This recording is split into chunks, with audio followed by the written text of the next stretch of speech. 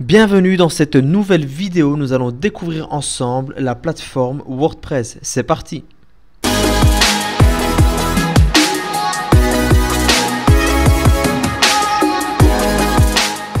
Bienvenue sur la plateforme WordPress. C'est à partir de là que vous allez devoir développer votre site web très facilement, que ce soit un site professionnel, que ce soit un portfolio, que ce soit un e-commerce. C'est par là que tout passe. Donc déjà, comment rentrer sur cette plateforme WordPress? En fait, c'est simplement vous mettez votre URL /wp-admin, vous mettez les identifiants, votre mot de passe et vous rentrez directement sur cette plateforme-ci. Donc c'est à partir de cette plateforme-là que vous allez commencer à tout modifier, que vous allez aussi tout développer. D'accord, donc on va faire ce qu'on appelle, on va faire vraiment une première vue, donc un premier contact avec cette plateforme WordPress là. Et moi, au fur et à mesure de mes vidéos, je vais vous montrer comment importer des thèmes, je vais vous montrer comment modifier des éléments, je vais vous montrer vraiment tous des petits tips qui vont vous servir énormément pour votre site professionnel. Donc ici on a l'accueil. Donc l'accueil c'est quoi? C'est simplement pour voir l'état de santé de votre site, pour voir également au niveau des articles combien est-ce que vous en avez, les commentaires, etc., etc. Au niveau des articles, donc si je clique sur un article, il y aura tous les articles. Par exemple, je vais supprimer cet article là. Et je vais vous montrer comment donc en créer un. Vous avez tout simplement qu'à aller sur ajouter, vous cliquez dessus et alors de là, vous allez commencer à développer votre article. Supposons ici, vous avez votre premier article, on va mettre voilà, on va mettre le premier article. Sur le premier article, vous pouvez cliquer sur le petit plus également ici pour pouvoir mettre des paragraphes, pour pouvoir mettre une image, rajouter un ancien widget, des titres, des galeries. Et il y a énormément de choses que vous pouvez donc ajouter. Supposons qu'ici on rajoute un paragraphe. Donc je vais rajouter ici un petit paragraphe et je vais taper un peu n'importe quoi. Donc voilà, c'est là où vous pourrez donc développer votre paragraphe bien sûr avec des lignes, des interlignes, des espaces, etc. C'est vous qui le voyez. Ensuite, vous pouvez rajouter également des images. Ça peut être des images que j'ai déjà mis dans ma médiathèque. Et si vous n'avez toujours pas d'image dans votre médiathèque, vous pouvez tout simplement cliquer sur téléverser et sélectionner des fichiers. Et vous allez tomber sur un dossier, enfin sur vos fichiers. C'est là où vous allez chercher forcément le dossier où vos images sont stockées et ensuite vous les sélectionnez et ils se mettront directement ici. Là j'ai sélectionné une image et donc voilà la première image que j'ai sélectionnée et j'ai mis ça là-dessus. Voilà, c'est un éléphant avec une montgolfière, pourquoi pas, ici avec un paragraphe. Vous pouvez également rajouter tout ce que vous avez envie, hein. Forcément vous avez à ce niveau là vous avez donc ici des paragraphes, des liens, des anciens widgets. Ici je vois que j'ai un tout petit bug, mais ça c'est pas grave. Supposons qu'on va en rajouter un ici. Donc juste après mon petit paragraphe, voilà, ici on va rajouter ce qu'on a envie. Donc là on peut rajouter des images, des médias et des textes. On peut rajouter ça, voilà, ici je mets mon image et ensuite je mets mon contenu texte, etc., etc. C'est vraiment comme vous avez envie d'agencer votre article. Lorsque votre article a été fait, il y a quelques petits paramètres bien sûr à prévoir. Donc je vous les montre ici. Ici ça peut être une visibilité publique, privée ou bien protégée par un mot de passe. Ça peut être également publié immédiatement ou bien planifier une publication. Regardez ici, il y a marqué donc le 29, donc aujourd'hui je peux directement la publier. Par contre si je la mets demain, ici il sera marqué planifié. Donc c'est à dire que demain le 30 mai à 19h09, eh ben, l'article sera publié. Mais donc, ça c'est simplement à titre informatif. Vous pouvez l'épingler en haut, etc. Le permalien, donc ce sera le lien de votre article lorsqu'il sera publié. Les catégories, c'est la catégorie de votre article. Donc, si moi, ma catégorie parle de montagne et de basket, ben, n'oubliez surtout pas de mettre les catégories. C'est beaucoup plus simple pour les personnes qui utiliseront votre site web et qui chercheront un article bien défini. On a également donc les étiquettes. Les étiquettes, c'est quoi? Ce sont des mots qu'on va donner pour la facilitation de la recherche de votre article et également bien sûr pour un référencement, mais ça c'est un peu plus côté marketing. Ici on a donc l'image de mise en avant. Si je définis l'image de mise en avant, c'est l'image qui apparaîtra tout en haut. Donc si moi je prends l'image du singe et je le fais définir comme image en avant, eh ben, je vais vous montrer de toute façon, dès que l'article sera publié, ce que ça donne exactement. On peut mettre un petit extrait, en général, on met des petits extraits, donc dans le premier paragraphe, on prend quelques lignes et qu'on met directement là-dessus. On peut autoriser les commentaires ou bien ne pas du tout les autoriser. Et alors du coup pour la mise en page, là forcément c'est vous qui choisissez, mais il faut bien vous rendre compte qu'en fait WordPress c'est beaucoup de chipotage et en fait il faut tester et tester et tester vraiment pour arriver au résultat que vous avez envie. Lorsque mon article est terminé, ben, je peux faire prévisualiser, donc c'est de voir un peu comment sera mon article. Et bien regardez, mon article sera comme ceci. Voilà l'image de mise en avant, donc c'est entre guillemets la première image de couverture avec le titre, publié par qui, et alors du coup vous avez vos articles qui sont là. Et bien sûr les catégories qui seront mis ici en dessous, mais là il est marqué non classé parce que j'ai pas donné de catégorie si mes souvenirs sont bons. Donc lorsque c'est fait, je peux publier mon article et voilà, mon article a été publié. Ici, je peux faire voir mon article et alors voilà, mon article ressemblera à ça. Je peux laisser bien sûr un commentaire. Voilà, ici, supposons c'est super cool et je publie mon commentaire. Donc, mon commentaire a bien été publié maintenant. Donc ça c'est en rapport avec les articles sur WordPress. Donc si je retourne maintenant dans mon dashboard, ici on voit quoi? Qu'au niveau des articles, eh ben, j'ai tous les articles que j'ai pu créer et je peux les modifier ou bien modifier très rapidement. Je peux les mettre soit à la poubelle et les voir. Donc voilà, les articles on peut en ajouter un directement ici via le petit ajouter là, rajouter des catégories, des étiquettes et bien sûr demander de l'aide si on en a besoin. Ici, donc on a quoi? On a les médias. Donc au niveau de la médiathèque, vous pouvez donc les ajouter directement avec un drag and drop. Et alors du coup, les images se remettront là. Et alors du coup, vous pouvez tout simplement les ajouter par rapport à les ajouter comme on a vu précédemment au niveau de sélectionner des fichiers. Les pages, ça fonctionne exactement comme les articles. Donc si vous voulez simplement créer une nouvelle page, ben, j'ajoute une nouvelle page, je la crée. Ici, je fais ma première page et alors du coup je peux rajouter tous les blocs que j'ai envie etc. Mais vous allez voir ça donne un rendu un peu différent des autres. Supposons que je prévisualise tout simplement mon premier titre, on va voir ce que ça peut donner. Et donc du coup au niveau de ma première page, eh ben, ça donne comme ceci. D'accord, donc la différence entre une page et un article, c'est qu'au niveau de la page, on ne peut pas donner de catégorie, mais tandis qu'au niveau de l'article, on peut donner des catégories. Mais lorsque vous allez importer des thèmes, que ça soit des thèmes achetés ou des thèmes qui sont déjà mis sur WordPress, eh bien, vous allez voir que les pages sont totalement différentes et l'agencement est également différent. Au niveau des commentaires, vous avez vu que j'ai mis un commentaire sur mon article, et bien mon commentaire est ici.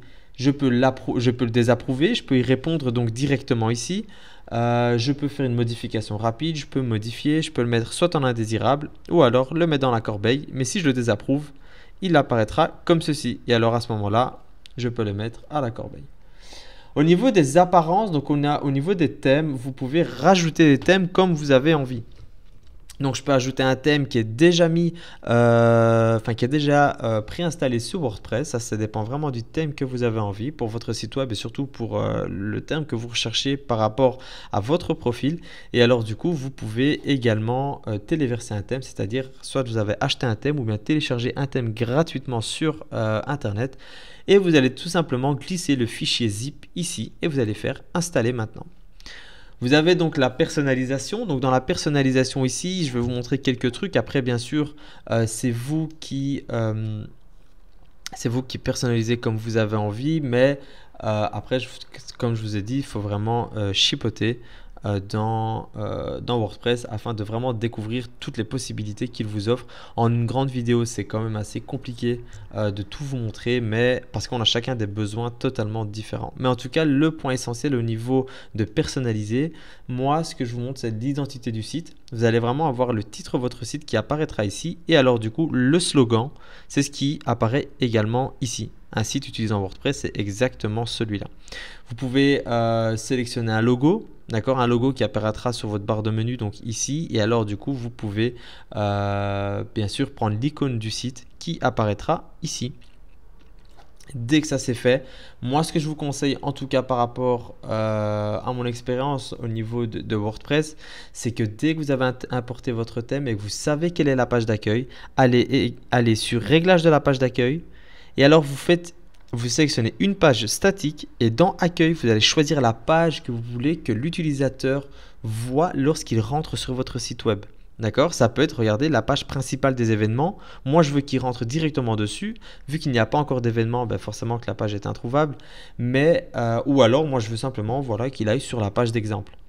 Dès que ça c'est fait, en tout cas dès que vous avez créé votre page d'accueil, ou bien je vous conseillerais de le faire bien avant, c'est vraiment de ne jamais oublier cette étape-là parce que ça peut vous rendre fou lorsque vous ne savez pas ce qu'il faut faire pour que la personne puisse voir la page que vous voulez en premier lieu. Et donc ici on a beaucoup de choses que vous pouvez bien sûr tester. Attention, en fonction des différents thèmes, la personnalisation est totalement différente. Donc allez toujours checker et allez toujours voir ce dont vous avez besoin. Lorsque c'est fait, forcément j'appuie sur publier. Ensuite, je reviens sur ma plateforme administrateur. Ici au niveau des menus, plutôt ce que je vous montre au niveau des menus, c'est que vous pouvez bien sûr en créer un. D'accord? Donc c'est-à-dire je peux créer un nouveau menu qui va s'appeler menu 3. Parce que j'avais déjà créé un menu 2 si mes souvenirs sont bons, voilà. Et donc je peux, donc je crée mon menu. Et lorsque mon menu est créé, je tombe sur cette page-là. Là, vous pouvez mettre, voilà, dans mon menu, je veux rajouter la page d'exemple. Et bien alors du coup, la page d'exemple sera sur votre menu. Et alors du coup, mettez bien le menu principal. Donc c'est-à-dire le menu qui se retrouvera sur toutes les pages. Donc c'est vraiment le menu de base. Et bien sûr, il y a d'autres plugins qui peuvent modifier vos menus par rapport aux pages. Par exemple, je veux mettre sur cette page-là tel menu, sur cette page-là tel menu. Ça, ce sera un plugin que je pourrais vous mettre en description afin que vous puissiez bien sûr jouer avec ce plugin-là. Donc ici, vous pouvez mettre des articles que vous avez créés. Voilà, celui-là aussi, j'ai envie de le mettre dans ma barre de menu. Vous pouvez mettre donc des événements qui seront, si jamais vous utilisez, parce qu'en fait, l'événement, c'est une extension que je vous expliquerai donc juste après. Donc je vous expliquerai ça après, il n'y a aucun souci. Le lien personnalisé, donc c'est simplement mettre le texte du lien et de mettre par exemple Google ici et alors rajouter le https 2.2 www.google.be et donc le rajouter à votre menu également. Donc la personne, lorsqu'elle va cliquer sur Google, elle tombera directement sur le lien que vous avez mis ici. La catégorie, c'est au niveau des catégories que vous avez mis au niveau de vos articles et alors les catégories d'événements. Donc ça, c'est vraiment dans l'apparence, c'est vraiment un peu tout ce que vous devez connaître. Après, bien sûr, continuez à aller plus en profondeur. Et donc, je fais bien enregistrer le menu. Mais alors, du coup, si je regarde sur mon site web, vous allez voir normalement que, regardez, ici, le premier article, lorsque je clique dessus, ça m'amène sur mon premier article. Et lorsque je vais cliquer sur Google, ça m'amènera sur Google. Donc ça, c'est vraiment jouer avec votre menu.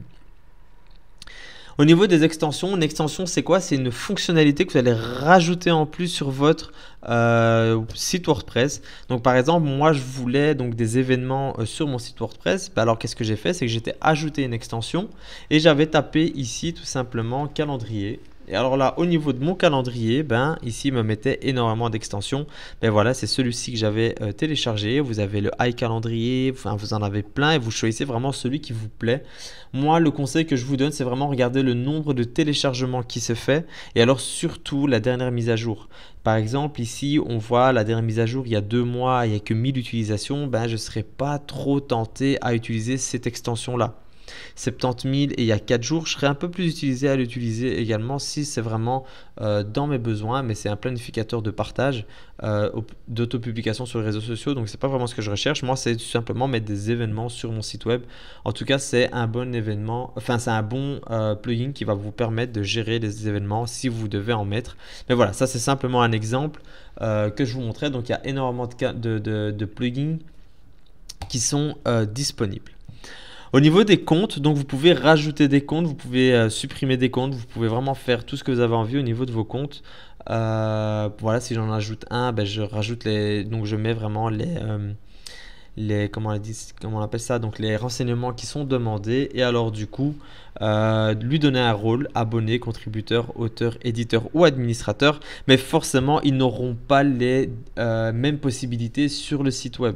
Donc c'est à dire qu'un administrateur aura droit à tout comme vous voyez là maintenant, tandis que par exemple un abonné aura droit à presque rien du tout. parce qu'il est simplement abonné et il n'est pas administrateur, donc de pouvoir gérer le site web. Au niveau des outils, j'utilise pas énormément les outils. Ça dépend vraiment du besoin de chacun. Moi, j'ai utilisé récemment exporter, donc c'est-à-dire lorsque je clique dessus, ben, vous allez voir. Donc voilà, je veux exporter tout simplement les pages. Donc lui, il va me dire voilà de qui a créé les pages, la date de début, date de fin, etc. Et puis après, sur un autre site WordPress, ben, je les ai importés parce qu'en fait, ces pages-ci se sont téléchargées sur mon PC. Puis j'ai simplement importé ça sur un autre site WordPress. Donc c'est pour ça que j'ai utilisé l'outil. Donc au niveau des réglages, qu'est-ce qui va se passer au niveau des réglages? Je trouve que c'est quand même très important de pouvoir le faire juste avant que vous, comment dire ça, que vous commencez votre site web afin que tout est bien réglé et que votre site web est bien en ordre. Moi, ce que je vous conseillerais déjà, c'est déjà de régler la langue, etc. et de voir le rôle par défaut des nouveaux comptes. Enfin, après, ça dépend vraiment de votre utilité.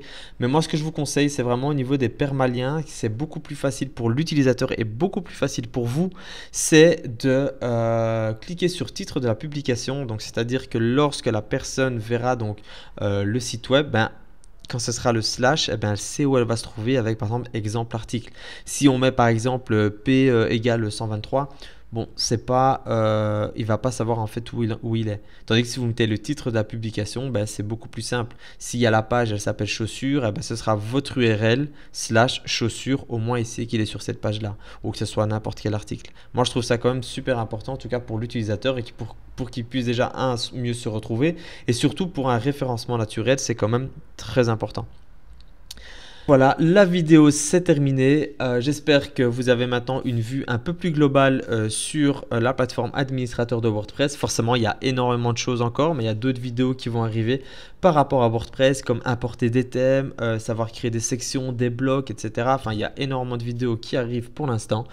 Tout est en cours de préparation, mais en tout cas, j'espère que cette vidéo vous a plu. N'hésitez pas à vous abonner sur mon compte Instagram, n'hésitez pas à vous abonner sur mon compte YouTube également et à suivre ma page Facebook. Je mettrai tout en description quoi qu'il arrive.